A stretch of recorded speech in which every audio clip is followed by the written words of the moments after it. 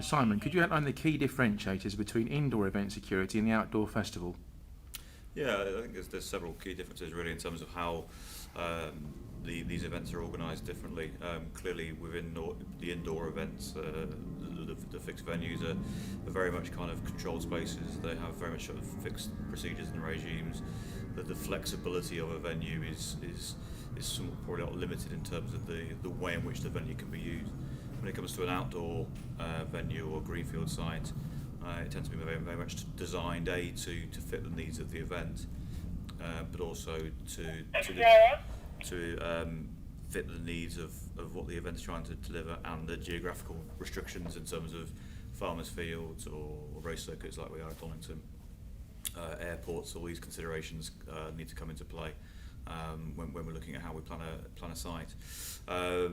In essence, outdoor events tend to have larger numbers.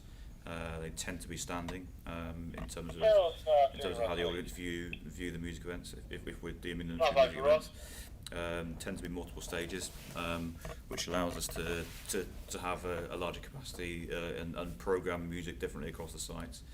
And often these larger events are over multiple days, and that way they draw the need for camping fields and campsites. Campsites have their own fundamental needs and requirements from a security point of view, in terms of site design, in terms of control restrictions. You're building a small town, if you like we are at Donington here, having 70,000 people camping for 5 days, 6 days. It means that we have to put the infrastructure in, we have to put the welfare facilities in, the ability for people to be entertained, to be serviced in the correct way.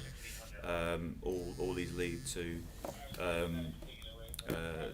quite fundamental kind of structural planning to ensure that that's done in a safe and correct way. I think it's really important as well to engage with the audience in the appropriate way to make them feel comfortable, to make them feel at home, to try and give them what they need, to keep them entertained. When a crowd doesn't have the facilities, the services and the entertainment, that's when they start to get frustrated and less compliant with what we're trying to achieve. In terms of the event sites, clearly we want to plan for that people get into them safely, that there's a clear access and an egress route at the end of the event or during the event if they're coming to and from the camping fields. There's good free flow and the crowd is managed safely around the stages.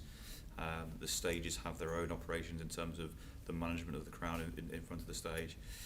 Last night was a good example on the main stage with Slipknot.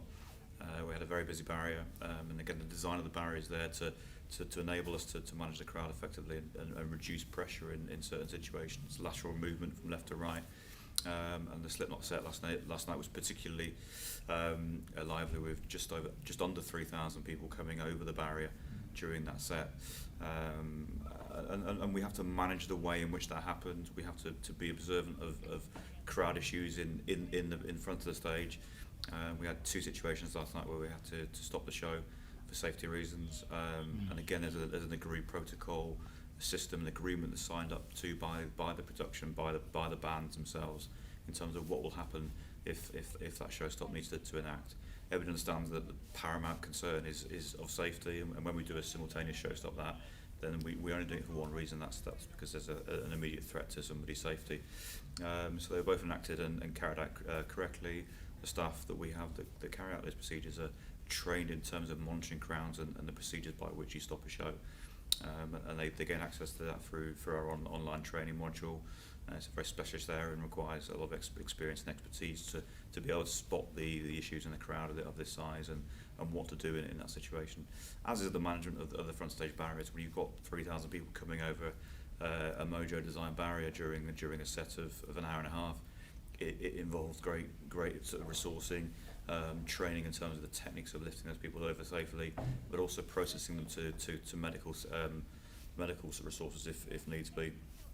And again, there were approximately 100 to medical last night on that set alone. And many of those would just get treated and come straight back into the audience again. And just the normal kind of wear and tear issues you expect coming in a busy barrier. But again, it's a situation that, when managed correctly and safely, can be a great experience for those attending the event. It's high energy music. Donington is about, and Download is about, that high energy type high octane music. And to do that, to allow them to, and for us to facilitate that for them, is part of why we're here.